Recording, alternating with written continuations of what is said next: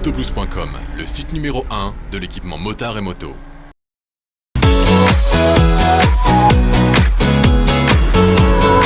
Bonjour à toutes et à tous, c'est une édition absolument exceptionnelle que la rédaction de Motor Live vous propose aujourd'hui. Une émission de rêve, c'est vrai. Qui n'a jamais rêvé de passer la barre des 350 km/h sur le circuit du Castellet? Eh bien, Philippe Monnerel l'a fait, et attention, pas au guidon de n'importe quelle moto. Il a battu le record de vitesse du Paul Ricard sur une Kawasaki H2R. Un conseil, restez assis. On a aussi pensé à tous ceux qui rêvent d'une moto plus calme, capable de les emmener loin, confortablement, en voyage, mais aussi rapidement, efficacement au travail le matin, puis de la ramener à bon port le soir. Nous avons donc organisé un duel entre la Triumph Trophy et la BMW R1200 RT. Enfin, nous vous proposons de découvrir le Renault Kadjar. Et autant vous le dire tout de suite, on n'a pas été des plus tendres avec le crossover aux losanges. Il se donne des airs de baroudeur, surtout en version 4x4. On a été vérifié qu'il aimait bien se rouler dans la boue.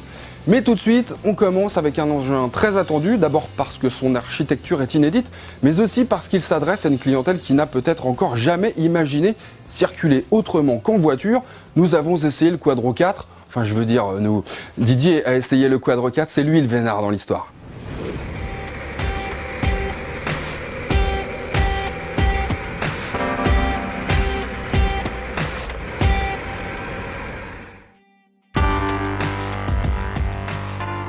Le Quadro 4 est là dans son coloris noir mat, imposant, avec un air de famille indéniable avec le 350D dont il reprend toute la partie avant. On note une meilleure finition et des plastiques plus cossus. Par contre, derrière, tout change. C'est plus moderne tout en étant plus massif pour encadrer les deux roues arrière. 4 roues, oui, mais le Quadro reste classé dans la catégorie des L5E, comme les 3 roues que nous connaissons. Ce Quadro est donc conduisible avec un permis auto plus la formation de 7 heures. Ce statut lui ouvre les mêmes voies royales que le Piaggio MP3, avec une roue supplémentaire, histoire de séduire un peu plus cette clientèle automobile recherchant la mobilité. La hauteur de selle est bonne avec 770 mm, 10 mm de moins que sur le 3 roues, mais la selle est un peu plus large, si bien que l'on pose tout juste les pieds à plat au sol. Sauf que cela ne va pas être utile, car ce 4 roues tient droit tout seul.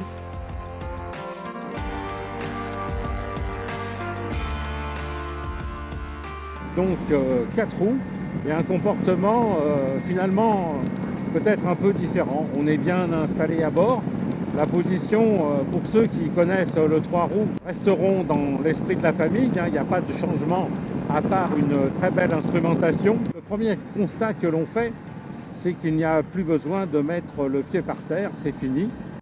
Voilà, là par exemple je m'arrête à un stop et donc pas du tout besoin de mettre le pied par terre. Sous les yeux enfin une instrumentation digne de ce nom et qui faisait défaut aux 3 roues de la marque. Sur le Quadro 4, contour, compteur, jauge de température moteur à aiguille et fenêtre numérique avec montre, totalisateur, température extérieure et une jauge originale avec 5 pictos hexagonaux. On ajoute de nombreux voyants dont ceux de frein de parking et blocage suspension. À ce sujet, petit changement avec le 3 roues. Le levier au tablier ne bloque que la suspension. Le frein de parking est relégué sur le côté et ajoute une fonction anti-vol avec des pions venant directement s'insérer dans les disques arrière.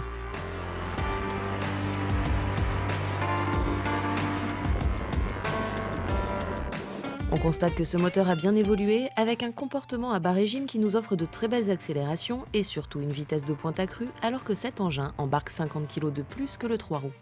Nous retrouvons le bloc du 350, un moteur qui développe 30 chevaux mais qui a été revu au niveau de la distribution. Il dispose de nouveaux arbres à cames et bien sûr un carter différent puisque ce moteur intègre désormais un différentiel arrière pour pouvoir gérer les 2 roues et les 2 transmissions par courroie.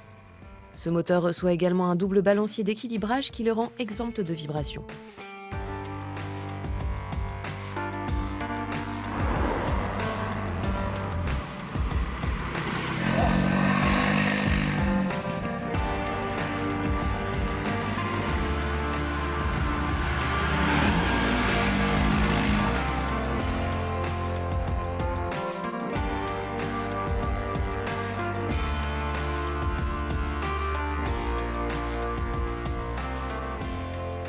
L'originalité de ce scooter réside dans sa suspension totalement hydropneumatique HTS. Une pression de 21 bars dans les amortisseurs qui n'ont pas de ressort permet donc de gérer à la fois l'amortissement et l'inclinaison.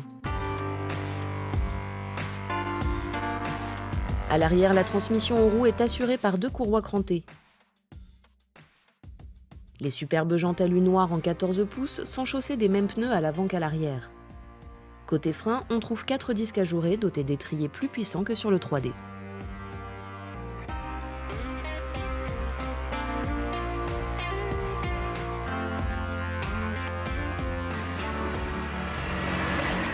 Au départ, il faut prendre une petite habitude. Au fil des kilomètres, on prend de plus en plus de plaisir au guidon de ce Quadro 4 car ça devient de plus en plus naturel et on a vraiment une sensation de survoler la route avec une sécurité inconnue avec les autres véhicules à 2 ou 3 roues. C'est d'une stabilité irréprochable. On constate que dans les petits virages, on prend de l'angle et ça tient, y compris sur le mouillé, du moins c'est ce que nous indique le constructeur, car pour notre essai, le soleil était là. L'amortissement est assez ferme, mais on peut dire que la selle est très confortable. Et le comportement général du véhicule permet de parcourir des kilomètres sans aucune fatigue. Au niveau du freinage, c'est un engin qui freine bien sûr. On peut bloquer les 4 roues et ça freine à la pédale très bien. Le passager dispose de repose-pieds repliables et d'une bonne assise. 2 poignées sont là pour se tenir, mais les angles du dos se régènent un peu. À l'arrière, le Quadro est déjà prévu pour recevoir un porte-bagages tubulaire pour installer un top case qui permettra de loger un deuxième casque car le coffre n'en loge qu'un en position inversée. Ce coffre s'ouvre depuis le contacteur assisté par 2 vérins. Il est éclairé et intègre une petite excroissance supplémentaire, pratique pour ramener sa mozzarella d'Italie, équipée aussi d'une prise 12 volts. À l'arrière, on apprécie le gros feu à LED.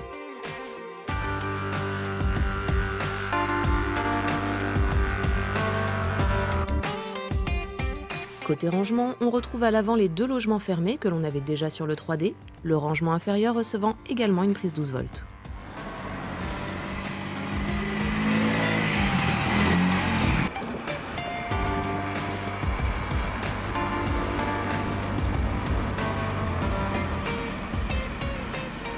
On a fait une centaine de kilomètres à son guidon et je dois dire que le bilan est très positif. Le prix est important, mais bon, c'est un véhicule exclusif et qui ne manquera pas de séduire pas mal de nouveaux adeptes. Certes, le tarif de 12 490 € peut refroidir. Ce sera en tout cas le prix à payer pour ce scooter d'exception. Il n'y en aura certainement pas pour tout le monde car la production pour 2015 est limitée et seulement 1000 Quadro 4 seront disponibles pour l'année 2015 en France.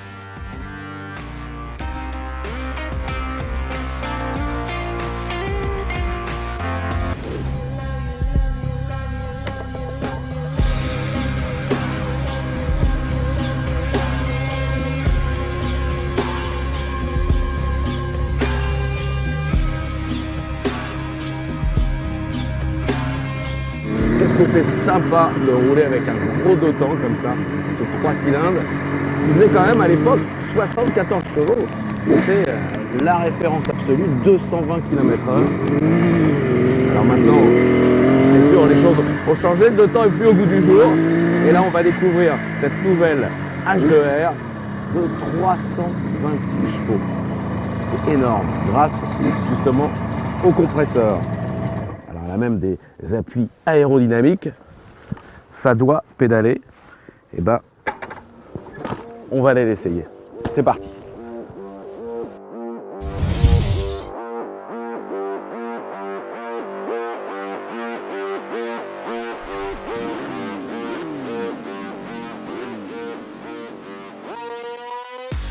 Autant dire qu'il fallait une piste à la mesure de la H2R et seul le circuit Paul Ricard dans le Var peut proposer une ligne droite de 1,8 km.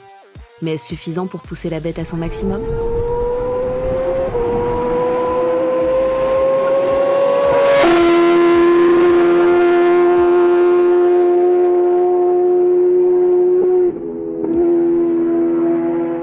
La marque japonaise a mis toutes les entités du groupe à contribution pour élaborer cette nouvelle moto, articulée autour d'un concept inédit et capable d'accélération inconnue à ce jour. Si l'architecture semble classique avec son 4 cylindres, 4 temps de 998 cm3, acculasse double arbre et 4 soupapes par cylindre, refroidissement liquide, injection et admission dynamique, un petit élément peint en rouge va changer la donne. La H2, millésime 2015, reçoit un compresseur volumétrique et s'affiche ainsi avec 326 chevaux dans la musette.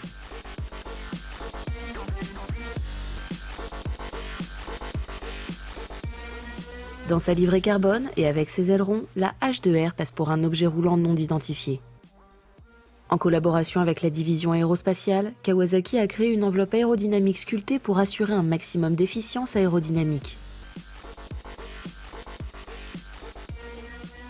La face avant avale l'air et le propulse dans un conduit jusqu'au compresseur peint en rouge situé derrière le rang de cylindres. Pas de carénage intégral du reste pour que l'on voit les entrailles de la bête. Autant le dire tout de suite, si vous êtes venu pour rouler incognito, c'est raté, vous serez repéré immédiatement. Le 4 cylindres diffuse directement dans un 4 en 1 sans silencieux. On dégage un son très rauque et caverneux digne d'une moto GP. Le ton est donné et on ne peut que partir avec une certaine appréhension. N'est-ce pas Philippe ?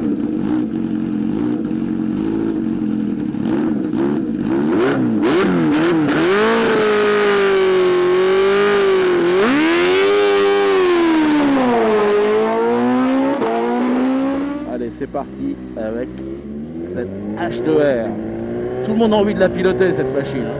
Quand t'aimes le pilotage, quand t'aimes l'accélération, la puissance, c'est la moto qu'il faut piloter. C'est terrible.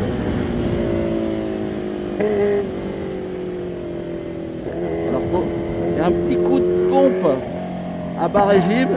Sur le filet, elle n'est pas très précise. Là, elle est mieux. On va retirer la pompe anti-patinage, c'est mieux.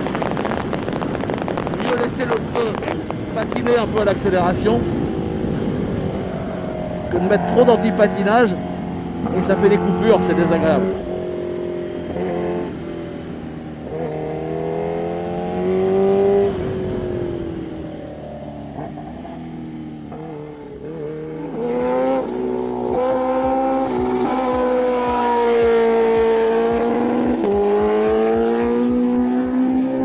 Pas de coque alu, mais un treillis tubulaire en acier façon Ducati, mais pas en verre évidemment.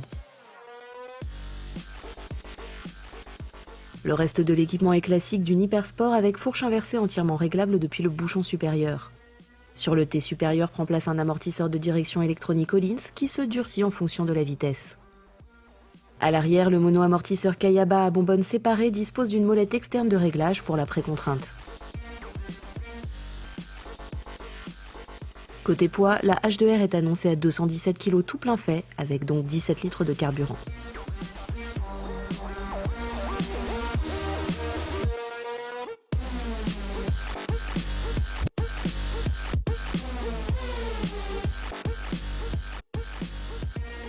Les positions comme sur une machine de course. Alors c'est vrai que le filet de base est particulier, ça ratatouille un peu un bas régime. Et les bas régimes là-dessus, c'est voilà, c'est à l'huile.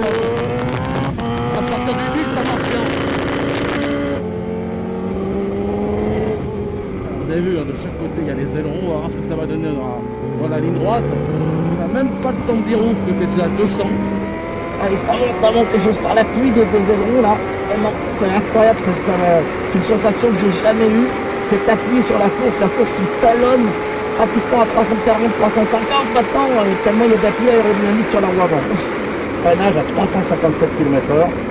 Je pense que c'est le record en moto de vitesse de pointe ici sur le tracé Corica. En tout cas, ça pousse. Une machine qui est quand même maniable. Hein. Là, ils ont fait un truc extraordinaire.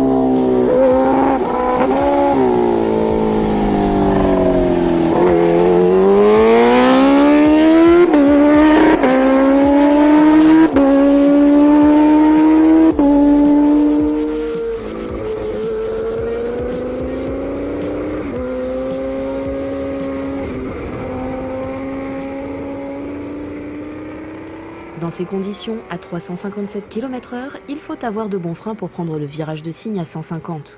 Il ne faut pas sortir tout de suite de la bulle, sinon on prend une claque. Il faut repasser sous les 300 km/h avant de sortir la tête.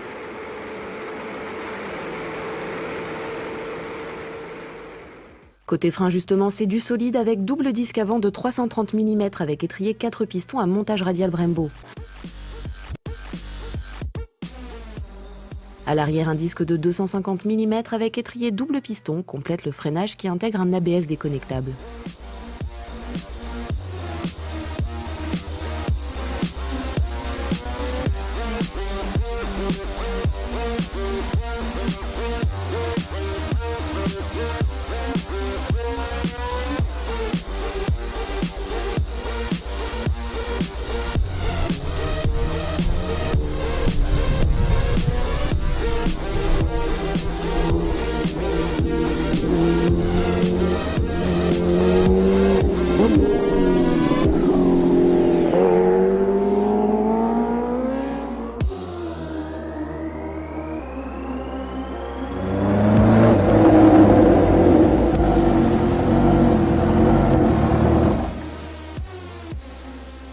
Incroyable hein, quand même cette Kawasaki H2.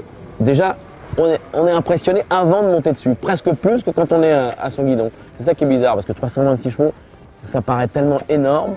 Et en fin de compte, avec l'électronique, avec ces choses-là, ça se gère assez facilement. Alors, il y a des choses en plus que j'ai découvert que j'avais jamais ressenti.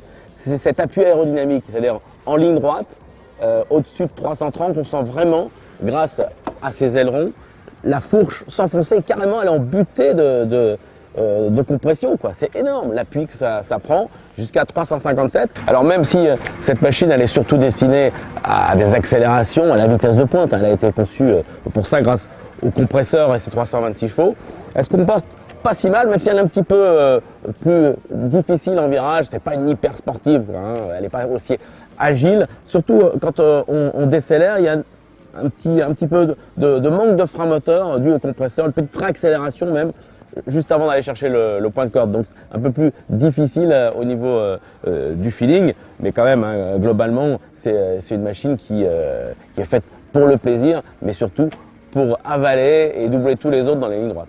Et alors on en veut toujours plus parce que je trouve qu'il y aurait eu une dent de moins à l'arrière, on aurait pu aller un poil plus vite parce que elle rupte à 357, donc c'est déjà pas mal.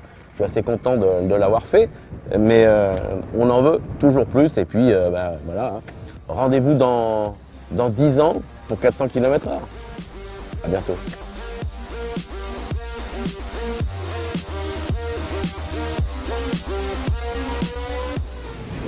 Bonjour, aujourd'hui Motor Live vous propose un comparatif des motos GT routières avec la référence du marché, la BMW R1200 RT, dans son évolution 2014, qui a pas mal évolué, nous allons le voir, et on l'oppose à la Triumph Trophy, donc une moto inspirée de la BMW.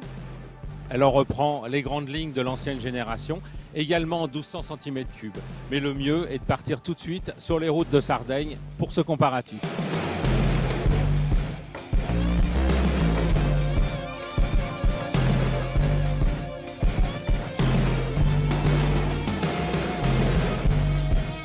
Lorsque Triumph a lancé sa Trophy en 2012, la marque anglaise ne pouvait nier sa source d'inspiration, la BMW R1200 RT.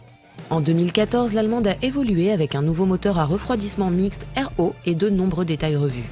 Pour ce duel, voici les versions équipées SE chez Triumph et avec 3 600 € d'options chez BMW pour avoir un niveau d'équipement comparable, ce qui fait bien grimper le tarif de la bavaroise.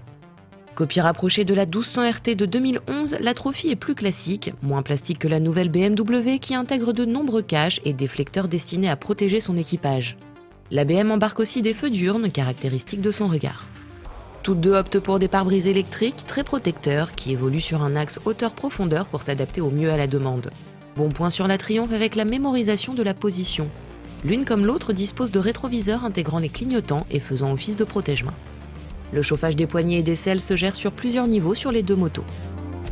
Égalité entre BMW et Triumph pour le style et la protection. Les positions sont très proches, parfaitement étudiées pour les longues distances. Le buste est droit, le guidon revenant vers le pilote. Les selles, réglables sur 20 mm, sont accueillantes, mais l'assise large de la Triumph la rend moins accessible aux petits. La BMW reste plus facile à manier à l'arrêt, surtout avec son poids inférieur de 70 kg, mais aussi grâce à une excellente répartition des masses. Côté instrumentation, la BMW a fait vieillir les traditionnels cadrans de la Triumph, où les informations s'affichent sur le bloc numérique central qui se commande au guidon gauche. C'est similaire sur la BMW, mais nettement plus pratique avec la nouvelle molette rotative à impulsion latérale. Les deux GT reçoivent un régulateur de vitesse simple à manipuler. Il est de série sur la Trophy, mais en option sur la RT, tout comme la radio. En revanche, la commande n'est pas intégrée sur la Triumph qui reçoit un bouton supplémentaire peu ergonomique. Sur ce point, la BMW l'emporte face à la Triumph. Qui dit routière GT dit aussi valise latérale de série. De 31 litres de contenance, celles de la Triumph sont très logeables, mais exigent la clé de contact aussi bien pour les ouvrir que pour les ôter. Les systèmes d'ancrage sont similaires et très pratiques. Sur la BMW, c'est plus sophistiqué avec un déverrouillage électrique au tableau de bord. Le volume des sacoches de la BMW est également plus important. Porte-bagages arrière sur les deux, avec montage possible d'un top case en option.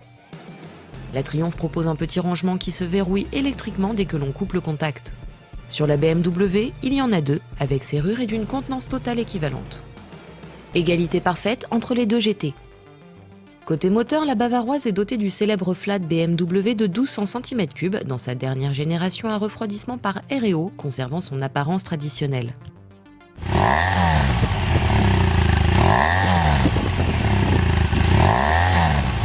Il reçoit un contrôle de traction sensible lorsque l'on ouvre les gaz en grand. Ce moteur se montrant très réactif, il ne permet pas une conduite très coulée. Un comportement très sportif pour une grande routière. Le bloc 3 cylindres en ligne 1200 cm3 de la Trophy est issu de la Tiger. Il reçoit de série un contrôle de traction assez discret.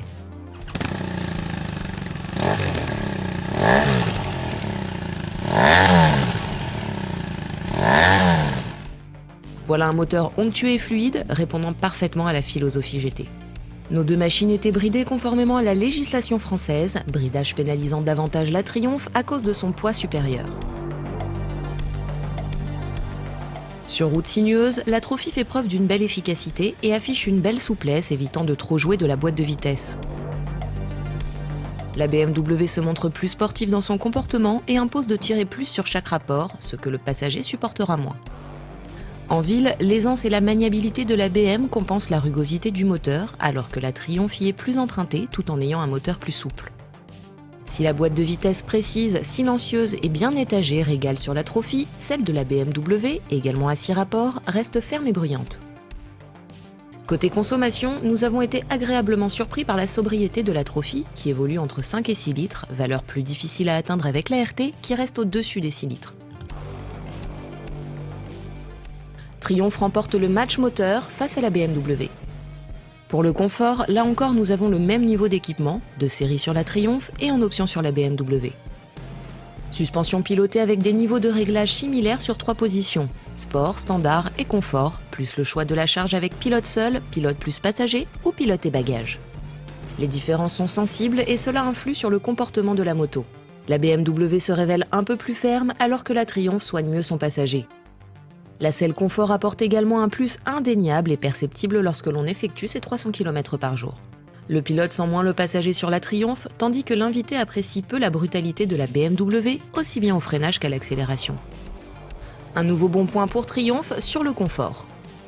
Plus légère et mieux équilibrée, la BMW est très joueuse. Elle réagit à la moindre sollicitation et se place avec précision, laissant la possibilité de modifier sa trajectoire en permanence. On apprécie l'assiette constante en charge comme au freinage, ce dernier se montrant trop mordant. Couplés à la pédale, les disques avant et arrière sont redoutables d'efficacité au point de déclencher souvent l'ABS.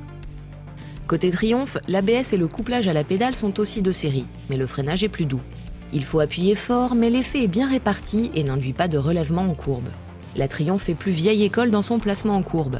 On la met et elle s'y tient. Pas question d'improviser car l'anglaise aura tendance à élargir sa trajectoire, là où la BMW pardonnera plus facilement. À bon rythme, la Triumph se révèle finalement plus facile à piloter et moins fatigante que la BMW qui n'amuse pas le terrain. Côté efficacité, on ira plus vite avec la BM, mais moins longtemps. Et une égalité pour finir avec le comportement. Difficile de faire un choix finalement, même si au point la Triumph l'emporte ici. Il lui manque une selle à baisser et une cure d'amaigrissement. La BMW est séduisante mais trop sportive pour une GT et surtout plus chère. Il faut compter 3 600 € de plus à équipement égal. Nous vous invitons à lire les essais et à voir les vidéos individuelles de ces deux motos pour finir de vous forger votre opinion.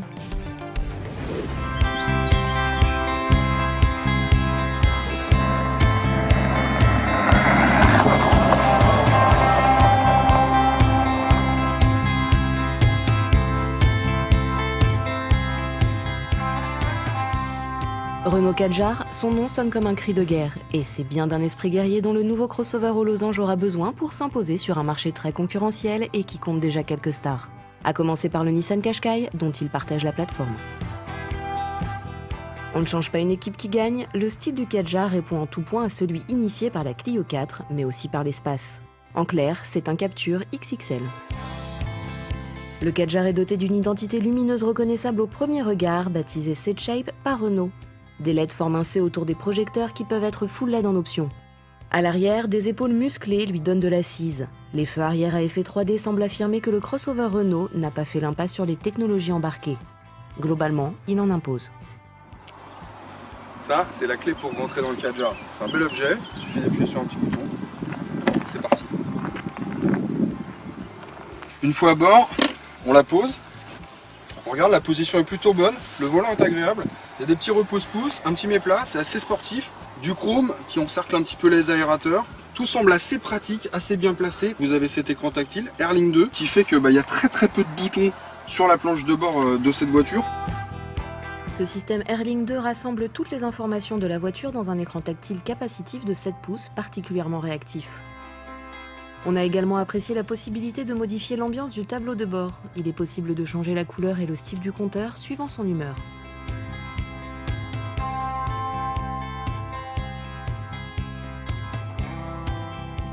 En matière de technologie embarquée et d'assistance à la conduite, le Kadjar fait le plein même s'il faut parfois en passer par la case option. On notera par exemple la disponibilité de l'Easy Park Assist qui permet de garer sa voiture de façon pratiquement tout automatique en bataille, en épi ou en créneau. Elle peut même sortir toute seule ou presque d'une place de stationnement en créneau. En termes de motorisation, Renault propose 3 blocs. Un moteur essence, l'Energy TCE 130, et 2 diesels. Un Energy DCI 110 qui peut recevoir au choix une boîte manuelle 6 vitesses ou une automatique à double embrayage EDC. Et enfin, l'Energy DCI 130 qui peut, comme ici, recevoir une transmission intégrale All Mode 4x4i. Alors la grande force de ce genre de véhicule, c'est effectivement cette position très haute qui fait qu'on voit très bien, on voit très loin. Et puis aussi, c'est ce confort en fait. Alors ça ne provient pas particulièrement des suspensions, parce qu'elles sont un petit peu raides, ça évite d'avoir du roulis dans les virages, ça c'est plutôt bien. En revanche, les fauteuils sont très confortables, ce qui fait qu'on est plutôt à l'aise, on est plutôt bien, même quand ça commence à gigoter un petit peu. Là, on est dans la version DCI 130, donc on a un moteur qui est assez volontaire, qui reprend dès les bas régimes, suffisamment coupleux pour emmener ce Kadjar. C'est assez péchu. En revanche, pour un moteur diesel, il n'est pas si bruyant que ça. Puis la voiture est plutôt bien insonorisée, surtout en ce qui concerne les bruits de roulement.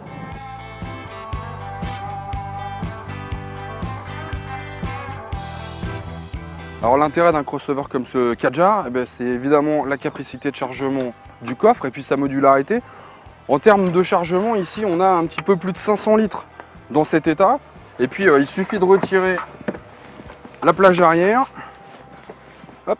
Et là vous vous retrouvez avec ces petites plaques, c'est ce double fond. Là vous vous rendez compte, il y a encore un petit peu plus de place. Et ce qui est sympa, c'est qu'on peut segmenter en fait l'intérieur du coffre avec les plaques pour réserver par exemple des choses et éviter que ce que vous avez mis à l'intérieur du coffre se balade. Et puis ce qui est très bien aussi, c'est ce système Easy Break, 2 petites tirettes. Et on a un break. Alors ça, si c'est pas simplissime. Et là, si vous rabattez le siège avant, vous avez quand même 1500 litres de chargement, ce qui est plutôt pas mal. De plus, le Kadjar peut tracter jusqu'à 1,8 tonne. On peut donc l'équiper d'un attelage escamotable pour tirer une remorque ou une caravane. En ce qui concerne l'habitabilité à bord, franchement, là, j'ai réglé le fauteuil pour moi. Vous voyez, j'ai quand même pas mal d'espace au niveau des genoux. Au niveau de la tête, c'est bien aussi. Et puis surtout, il y a ce toit panoramique. Quel bonheur! Beaucoup de clarté à l'intérieur de la voiture.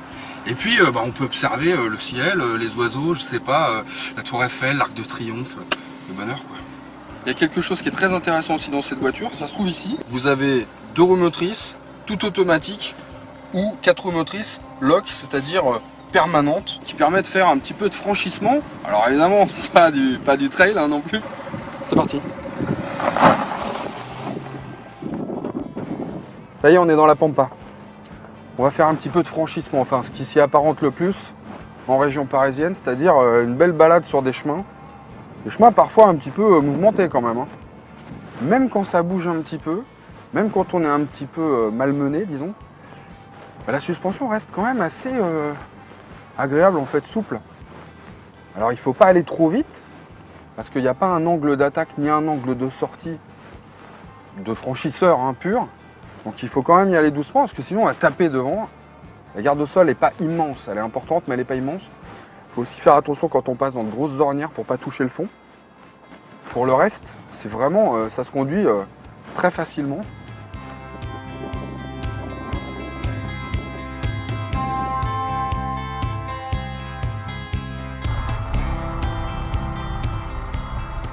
Je me suis mis en mode 4 roues motrices permanente pour avoir le maximum de motricité possible. Ça devrait être utile parce qu'en fait là on va passer vraiment dans une énorme flaque. Voilà, toujours appuyer sur ce bouton. Et cette flaque, elle est quand même assez profonde. Voilà, on a posé la voiture dans le sol, dans le fond de l'eau. On va y aller doucement. Toujours, hein, quand on est en 4x4, toujours aller très très doucement. Voilà, on touche un petit peu. C'est normal, on est vraiment dans l'ornière. Hein. Là, on n'a pas tellement d'autre choix que de suivre. Parce que très clairement, hein, c'est un crossover. Ça veut dire qu'on est entre le 4x4, de vrais franchissements, qui peut faire du trial ou des choses comme ça, et puis la berline. Mais c'est passé. Là, franchement, je suis un petit peu surpris.